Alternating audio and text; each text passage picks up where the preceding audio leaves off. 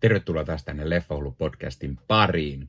Tällä kertaa jatkuu taas kulttikamaa, eli jaksot, jotka on tehty yhteistyössä kulttileffakaupan kanssa. Tällä kertaa arvostelussa Rasvatyyni, eli Dead Calm-elokuva vuodelta 1989. Kulttikama on siis uusi podcast-jaksosarja, jossa otetaan käsittelyyn kulttileffoja yhteistyössä kulttileffakaupan kanssa. Ja aina, jos käytät kulttileffakaupassa koodia Leffahullu yhteen ja isolla kirjoitettuna, saat 10% alennusta. Aina on huono sanonta, mutta siis kun käytät sitä koodia, niin saat 10% alennusta. Esimerkiksi jos haluat ostaa tämän Jenkki Blu-rayn Dead Calm. Tämä on Jenkki Blu-ray, mutta on aluekooditon, eli toimii kyllä meidän soittimissa. Tekstityksiä tässä leffassa ei tietenkään suomeksi ole. Tässä on ainoastaan englanti kuulorajoitteisille. Tämä on kyllä jännä. Tässä lukee kyllä takakannes myös ranska, mutta mielestäni siinä ei kyllä muita ollut kuin englanti. Mutta voi olla, että muistan sitten vähän väärin. No joo. Tämä Dead Calm, Rasvatyyni, tämä oli entuudestaan tuntematon leffa itselle. Tai ainakin mä ajattelin niin. Tämä vaikutti todella kiinnostavalta. Siinä sitä tähdittää Nicole Kidman, Sam Neill ja Billy Zane. Tämä on tämmöinen australialainen elokuva ja tämä on aikaa ennen heidän isompaa tähteyttä, varsinkin ennen Nicole Kidmanin isompaa Hollywoodin valloitusta. Ja koska tämä on tämmöinen julkaisuarvostelu myös, niin vähän mietteitä myös kuvanlaadusta, äänenlaadusta ja ekstroista, jos sellaisia löytyy. Ja täytyy myös mainita, että kulttileffakaupan Jari oli reilu ja laittoi mukaan myös Nordic DVDn meikäläiselle. Tämä on itse asiassa ainoa julkaisu, mitä meillä tästä leffasta on täällä, eli Dead Calm, Rasvatyyni.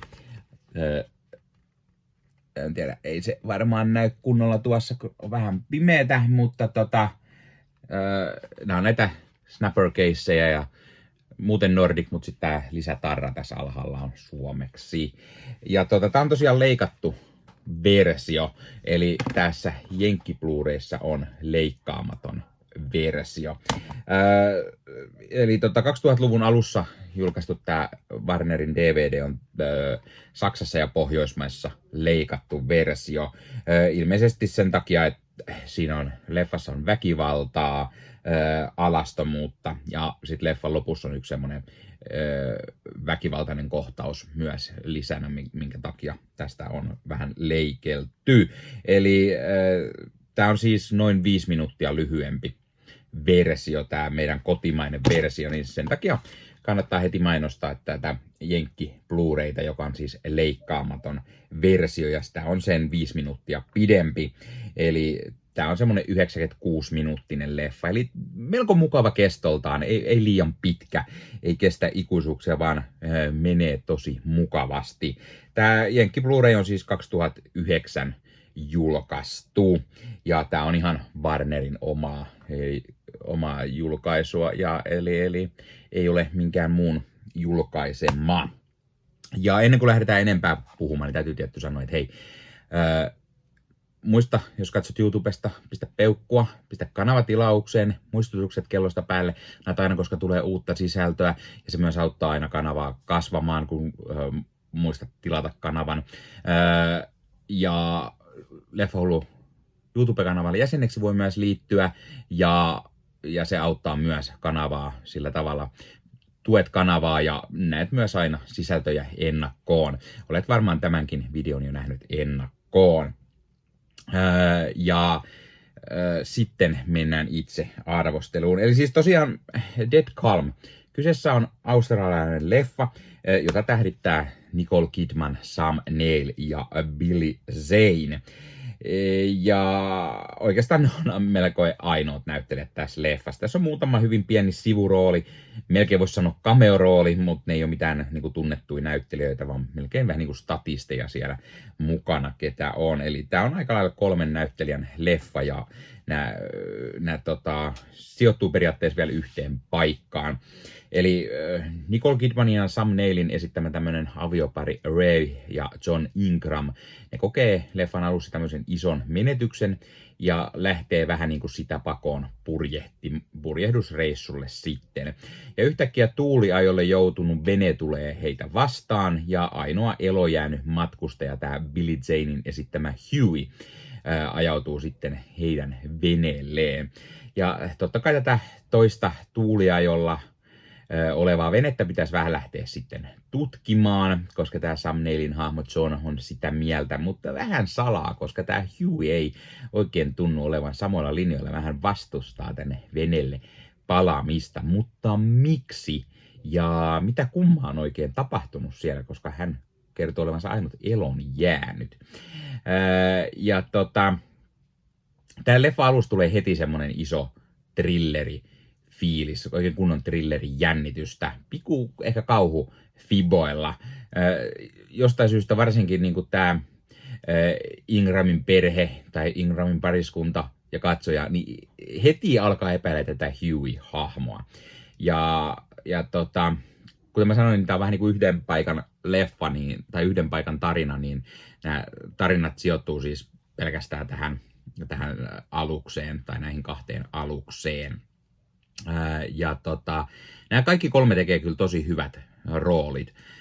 Nicole Kidman, joka on tämmöinen hädässä oleva Ray, joutuu selviytymään sitten tämän oudon mystisen Hueyn kanssa, kun tämä Nell taas on tämmöinen päättäväinen John. Hän epäilee heti tätä Hueytä, hänen motiiveja, ja sitten hän lähtee tutkimaan tätä toista alusta, ja sitten hänellekin alkaa tämmöinen pikku selviytymistaistelu. Ja että Billy Zane on kyllä jotenkin semmoinen epäilyttävä, vähän pelottava, outo, paikoin vähän maaninen tai psykoottinen tämä Hueynä, niin toimii vaan tosi hyvin. Tämä perustuu siis Charles Williamin kirjaan Dead Calm, ja käsikirjoituksen tehnyt Terry Hayes. Leffan on ohjannut Philip Noyce, jonka tunnetuimpia leffoja on varmaan tämän jälkeen tulleet Näkymätön vihollinen, Isku Kolumbiaan, Val Kilmerin surullisen kuuluisa Pyhimys, tai sitten Angelina Jolien Salt 2000-luvulta. Tässä leffassa on paljon semmosia Hitchcock-tyylisiä jännityskohtaisia. Tässä on muutenkin semmoinen Hitchcock-mainen thrillerityyli, ja tämä kumartaakin ihan selvästi siihen suuntaan, ja se on mun mielestä tosi hyvä. Tässä leffassa on hyvää kuvausta, tämä on lavastettu hyvin. Pienet naurunaiheet voi ehkä tulla, tässä on tämmöinen pieni myrsky tulee, niin ne erikoistehosteet on pikkusen kököt, vanhanaikaiset, mutta tämä leffa on kuvattu 80-luvulla ja tietokonetekniikka on ollut silloin vähän mitä on, niin se ehkä annetaan anteeksi. Ja ehkä se jotenkin vaan sopii tähän ja tulee semmoista ihanaa kasari-fiilistä myöskin. Jossain vaiheessa mulla tuli pikkusen fiilis, että mä olisin ehkä nähnyt tämän leffan aikaisemmin, mutta mä en ihan varma oo. Ehkä joskus teinivuosilla. Mä tykkään tämmöisistä kulttileffoista, mitä just kulttileffakauppa tarjoaa, sillä tää Dead Calm on leffa, mistä ei puhuta. Ei siitä hirveästi puhuta, ei tänä päivänä ainakaan. Eikä siitä pahemmin löydy mitään arvosteluja netistä. Se on niin vanha, että jos jotkut on kirjoittanut joskus johonkin sivustolle arvosteluja esimerkiksi, niin ne on melko harvassa. Ja sitten sen lisäksi semmoiset, jotka on leffablokkareita nykyään enemmän tai tubettajia, podcasteja niin kuin itsekin, niin ei välttämättä just tästä leffasta puhu. Ja sen takia mun mielestä on ihan hyviä ideoita vähän tänä päivänäkin myös puhua tällaisista kulttiklassikoista. Ja oikeastaan sen takia me myös päätettiin tehdä kulttileffakaupan kanssa yhteistyötä, että saadaan vähän kiinnostusta tällaisiin elokuviin, mistä muuten ei välttämättä ketään ole kuullut tai tietoinenkaan, tai ainakaan, että millainen leffa se sit on ja miten voiko sitä suositella tai näin poispäin. Tää ihan perus Warnerin tosiaan Blu-ray, joten kuva on ihan hyvä Blu-ray HD-tasoa. Tässäkin jostain syystä ääni on pelkästään toi 2.0. Toki Dolby HD:tä se on, mutta silti 2.0 stereo. Ei sen enempää, mutta ei tämä nyt sinänsä tarvii hirveästi mitään isompaa. Ei se nyt hirveästi tule mitään. Sanotaan, että pari semmoista juttua, minkä takia se olisi ihan kiva, että olisi se 5.1, mutta no, minkäs teet. Ja tosiaan, kuten sanottu, englanti vaan tekstityksenä löytyy. Extroja tässä ei ole mitään muuta kuin traileri, joten ei niistä sen enempää sanottavaa. Ja se trailerikin on 4.8 p:n tarkkuus, eli semmonen DVD-tason traileri. Eli ei niin sinänsä mitenkään erikoinen julkaisu ehkä, mutta tämä ajaa ihan asiansa. Ja tämä leffa näyttää ihan hyvältä ja mun mielestä just kiva nähdä tämmönen kulttiklassikko-leffa. Ja toivottavasti teitä kiinnostaa tämän pikkuarvostelun takia myös nähdä tää. Mä tykkään siitä just, että tämä leffa sijoittuu merelle. Siinä on merielementtinä ympärillä ja siellä aluksilla mitä vaan voi tapahtua. Ja tulee vähän mieleen Alien-leffan tagline, in space no one can hear your scream, tai näin. Ne toimii myös merellä oikeastaan. Täysin avomerellä, ei siellä paljon muita näy, joten sinänsä ihan hauska. Tai niin kuin tää, in the middle of nowhere, there is nowhere to hide. Niin kuin tämän leffan tagline on. Ja mä tykkään tämmönen kunnon Hitchcock-tyylinen thriller-jännitys, leffa pikkukauhu fiiliksillä. Arvosanaksi mä antaisin varmaan tämän jonkun 8,5/10, koska kyllä mä siis tykkäsin tästä. Alussa mä vähän mietin, että mulla olisi miljoona muutakin kaikkea aina katsottavaa, mutta semmonen, että ei tää nyt ihan lähde, mutta tää lähtee ihan niin kuin sanotaan, että tässä kestää semmonen ehkä 10 minuuttia, 15 minuuttia, niin tää leffa niin kuin lähtee imaseen mukaan, se tulee semmonen kunnon Hitchcock-fiilis. Mutta niin Hitchcockit teki usein, niin sanottiin hiukan hitaammin lähti ehkä liikkeelle ja ihan hyvä niin. Kyllä mä suosittelen ehdottomasti. Ja kuten sanottu, jos haluatte ostaa tämän Blu-rayna, niin Jenkki Blu-ray voi käydä ostamassa kulttileffakaupasta. Ja kun käytät koodia leffahullu, niin saat 10% vielä alennusta. Hei, laita kommentteja. Oletko sä nähnyt joskus Dead Calm rasvatyyni-leffan? Onko sulla tästä tää Jenkki Blu-ray, Nordic DVD,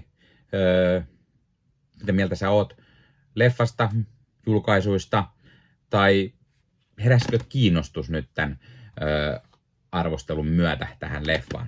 Lait kommentteja. Ja hei, jos katsot YouTuben puolelta, niin pistä peukkuu, jos pistä kanavatilauksen muistoskellosta päälle. Näitä aina, koska tulee uusia videoita ja sen lisäksi auttaa kanava kasvamaan. Eli kiitos kaikille, jotka olette kanavan tilanneet. YouTuben puolella siellä on jäsenyydet, superominaisuudet päälle. Sieltä voi jäsenet tulla kanavan jäseniksi ja sieltä saa erikoismainintaa esimerkiksi tohon nimen, kun on kanavan jäsen, ja sit saa erinäköisiä hyviä asioita. Näkee ennakkoonkin.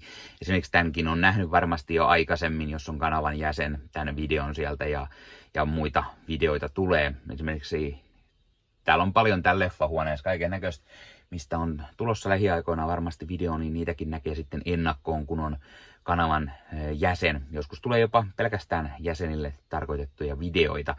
Ja sen lisäksi on kaikki korostettuja vastauksia ja tilaa tämmöisiä merkkejä ja muuta kaikki. Kyllä te tiedätte YouTube-juttut. 0,99 € kuussa tai 2,99 € kuussa, niillä saa erinäköisiä asioita, kun tilailee tai on kanavan jäsen. Ja niitä supertykkäyksiä, superkommentteja, kaikkea voi laittaa, niin siitä tulee muutamat 10 sentit sitten tähänkin suuntaan. Eli kiitos kaikille, jotka olette niitä laittaneet. Ottakaa Leffahullu somekanavat haltuun, Instagrami, TikTokki, Facebook-sivusto, jäne. Meikäläinen tekee Marvel Podcast Suomea, Star Wars Podcastia ja sitten sen lisäksi meikäläinen kuuluu Leffamediaan, jos on yli 30 sisääntuottajia, jotka rakastavat leffoja ja sarjojen katsomista, niiden arvostelemista ja kaikkeen leffoja ja sarjoihin liittyvää. Sieltä löytyy leffa- ja sarja-aiheiset uutiset, huhut, trailerit, sieltä löytyy haastatteluja, kaikennäköistä leffa- ja sarja-aiheesta. No niin, tää oli Leffoilu podcast tällä kertaa. Ei muuta, ensi kertaa. Se on moro.